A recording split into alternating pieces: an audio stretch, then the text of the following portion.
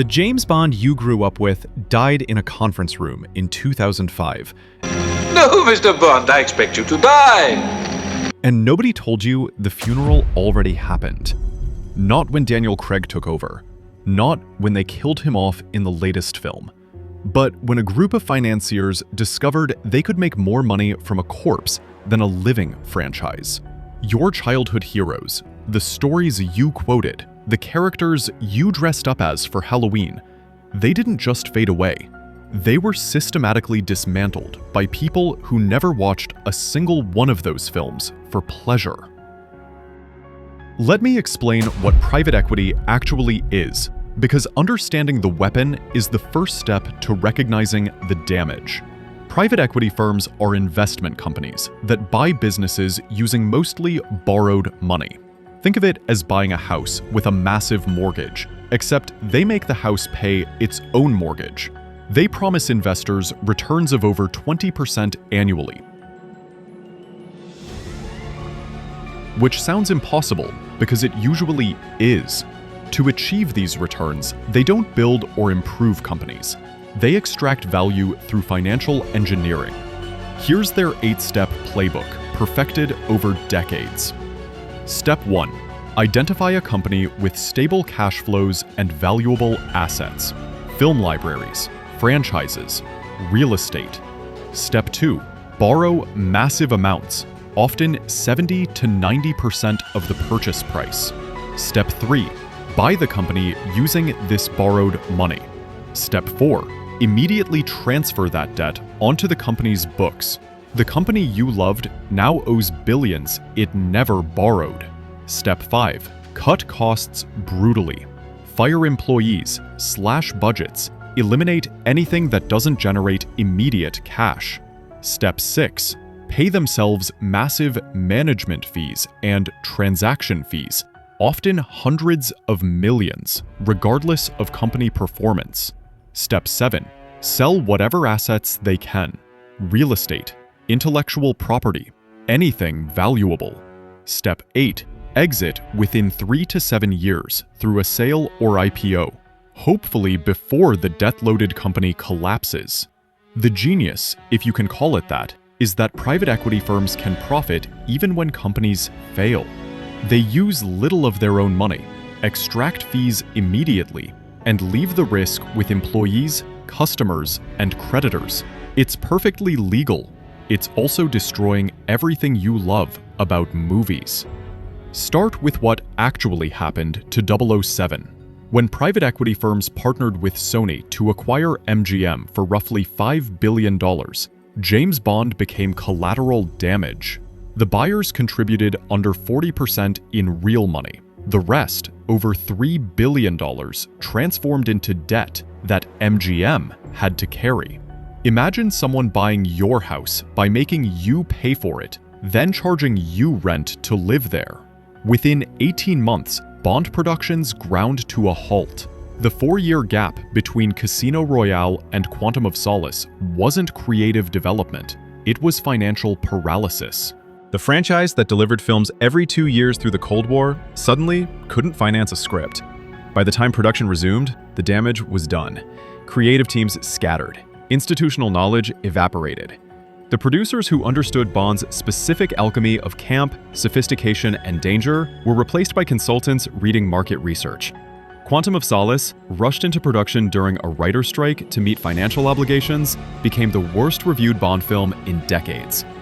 The franchise never fully recovered that essential magic, that specific confidence that made Bond feel both timeless and contemporary. Your favorite franchises fell like dominoes after that. The pattern repeated with nauseating precision. DreamWorks Animation, the studio that gave you Shrek, Ogres have layers. Onions have layers. You get it. We both have layers. Madagascar, and How to Train Your Dragon bounced between owners like a toxic asset. Each transition brought new debt, new pressure, new demands for immediate returns. The studio that pioneered adult-friendly animation comedy gradually transformed into a sequel factory. Shrek went from sharp satire to tired formula. Madagascar sprouted endless spin-offs. Original properties disappeared entirely. The numbers tell the destruction story. DreamWorks Animation released over 3 original films annually between 1998 and 2006. After private equity involvement intensified, that number dropped below 1. The studio that competed with Pixar for animation supremacy became a content farm for streaming services, valued not for creativity, but for library hours that could fill Netflix quotas. Consider what happened to your local movie theater, where you watched these films. AMC theaters carried less than $1 billion in debt before private equity acquisition in 2004. Today, that debt exceeds $5 billion. Every ticket you buy, every popcorn you purchase, services that debt before anything else. The theater that once showed diverse films now dedicates over 70% of its screens to franchise blockbusters. Not because audiences demanded it, but because debt payments require predictable, massive returns that only pre-sold properties can guarantee. The destruction goes deeper than individual franchises. Entire genres disappeared. Remember mid-budget thrillers? The films that cost between $15 and $60 million, that took risks, that launched careers? They generated over 30% of box office revenue in 2000. Today, they account for less than 8%. Private equity's debt structures can't support moderate success. Films must either cost under $10 million or over $100 million. Nothing between survives. And tell me, my lady, when he looks at you, do you feel the kind of pricky feeling like goosey pimples running all up and down your spine? Romantic comedies, once Hollywood's reliable profit center, virtually vanished. The genre that gave us When Harry Met Sally, You've Got Mail, and countless date night favorites produced over 25 major studio releases annually in the late 1990s. By 2023, major studios released fewer than 5 romantic comedies theatrically. The math is simple. Rom-coms might earn $50 million profit, but that won't service billion-dollar debt loads. So they died, taking with them an entire category of shared cultural experience. The horror genre survived only by going micro-budget. Blumhouse Productions cracked the code. Films under $5 million that could return over $100 million. But this model killed mid-range horror, the careful craft of films like The Silence of the Lambs or The Sixth Sense. Today's horror comes in 2 flavors: micro-budget jump scares or $100 million franchise installments. The thoughtful, disturbing, culturally relevant horror film became economically impossible. Even Pixar, once animation's gold standard, shows infection symptoms. After Disney's acquisition and subsequent financial pressures, Pixar's original output plummeted.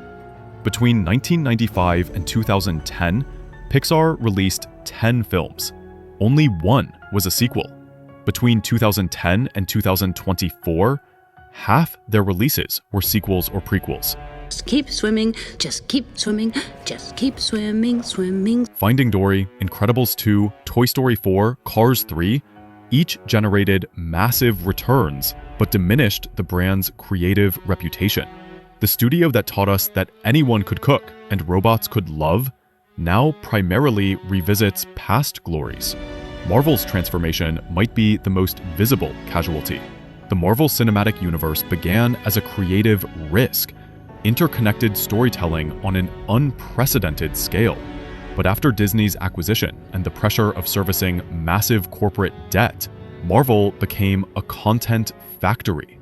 The release schedule accelerated from 2 films annually to 4, plus multiple streaming series. Quality control collapsed.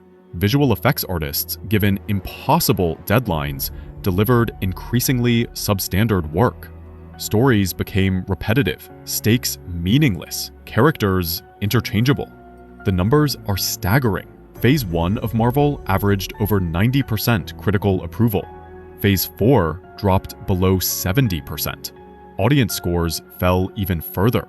The Marvels, released in 2023, became the lowest-grossing MCU film ever, earning under $200 million domestically. The formula that printed money for a decade finally broke, but the debt obligations remain. So Marvel announces more sequels, more spin-offs, more content to feed the beast, even as audiences openly revolt. Star Wars suffered perhaps the most public execution. After Disney paid over $4 billion for Lucasfilm, the pressure to recoup that investment immediately drove every creative decision. Strength who can end this destructive conflict. The sequel trilogy, rushed into production without a coherent story plan, satisfied neither new audiences nor longtime fans. The Rise of Skywalker, meant to be a triumphant conclusion, became a $2 billion correction that pleased nobody. Solo lost money. Multiple announced projects were cancelled. The franchise that defined childhood for 3 generations became a cautionary tale about extraction exceeding creation. The streaming wars accelerated this destruction. When private equity-backed companies launched streaming services, they needed content volume, not quality. Warner Brothers, drowning in over $40 billion of debt from various mergers and acquisitions, butchered their film slate. They killed completed films for tax write-offs. Batgirl, budgeted at $90 million, was deleted rather than released. The message was clear. Films are financial instruments, not creative works.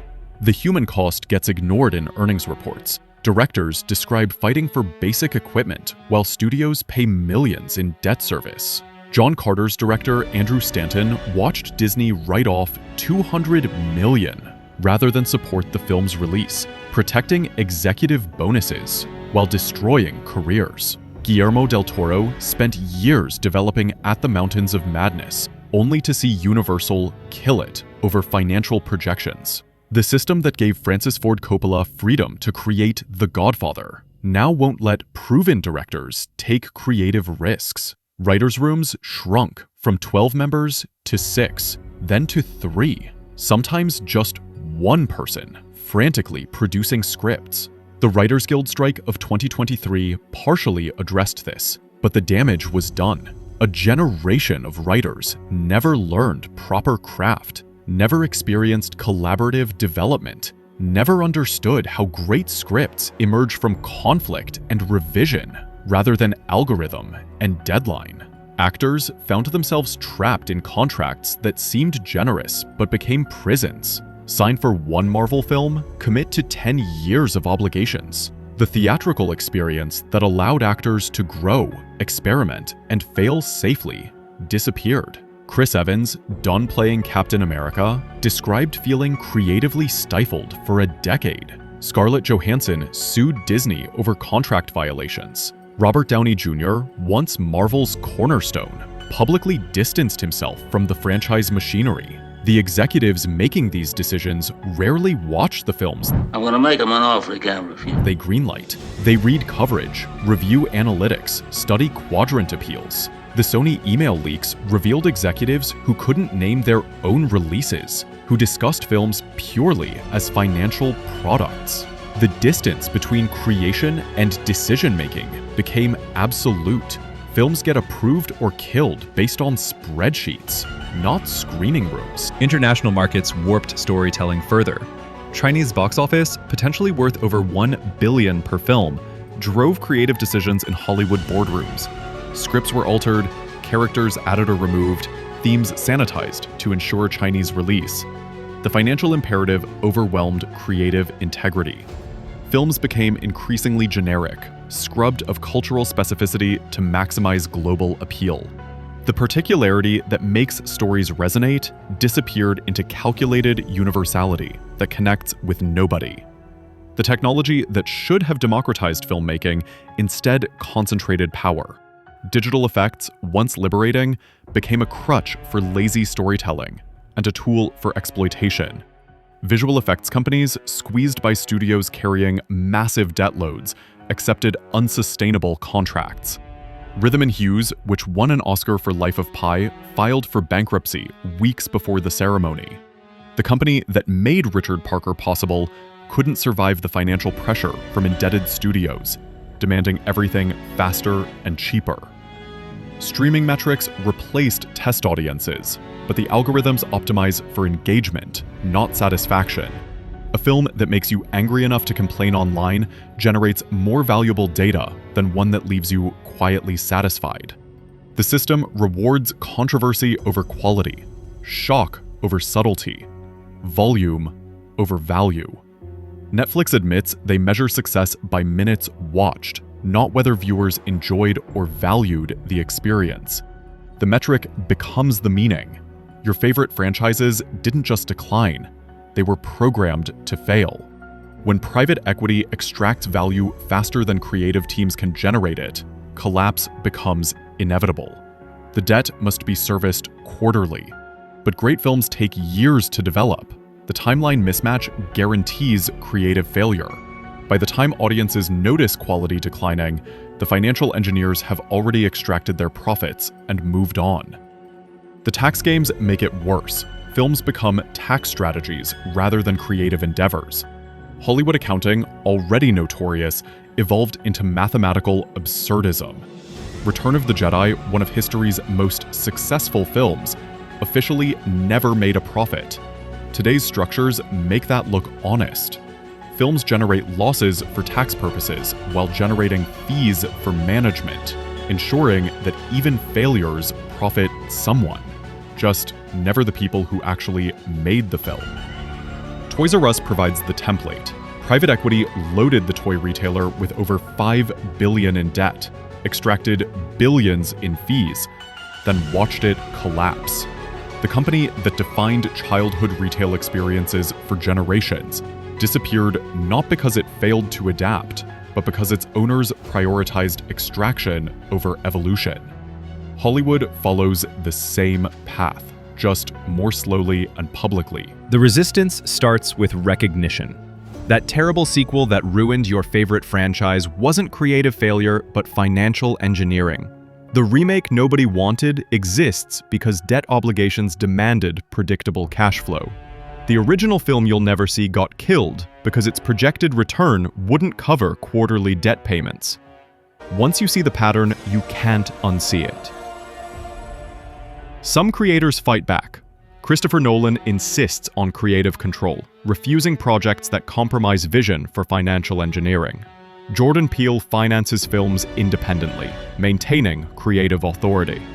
A24 builds its brand on creative risk-taking that major studios abandoned. These exceptions prove the rule, while showing alternatives exist. But individual resistance isn't enough. The entire structure needs reformation. The debt loads must be reduced or eliminated. Creative decisions must return to creative professionals. Long-term value must outweigh quarterly returns. The system that turned art into asset-backed securities must be dismantled and rebuilt. The irony is that great films still make money. Top Gun: Maverick, given time to develop properly, earned over $1 billion. Oppenheimer, a 3-hour historical drama about physics, approached the same figure. Audiences hunger for quality and will pay for it. But these successes came from directors with enough power to resist the machine. Most creators lack that leverage. Your favorite movies aren't just entertainment. They're shared mythology, cultural connective tissue, the stories that bind generations and communities. When private equity destroys these franchises for quarterly profits, they're not just killing films. They're destroying the narrative infrastructure that helps society understand itself. The cost can't be calculated in box office receipts or streaming subscriptions. It must be measured in cultural coherence lost, in stories untold, in the imagination gap between what we got and what we could have had. The solution requires acknowledging that entertainment isn't just another industry. Films aren't widgets. Stories aren't content. Culture isn't a commodity. Until Hollywood escapes private equity's debt trap, your favorite franchises will continue dying deaths of 1,000 cuts, each one carefully calculated to extract maximum value before the corpse stops twitching. The question isn't whether the current model will collapse, but whether anything worth saving will survive the crash. That depends entirely on how quickly audiences recognize what's happening and how forcefully they reject it. The power, as always, lies with the people who buy the tickets. The tragedy is how long it took to realize the theater was already on fire.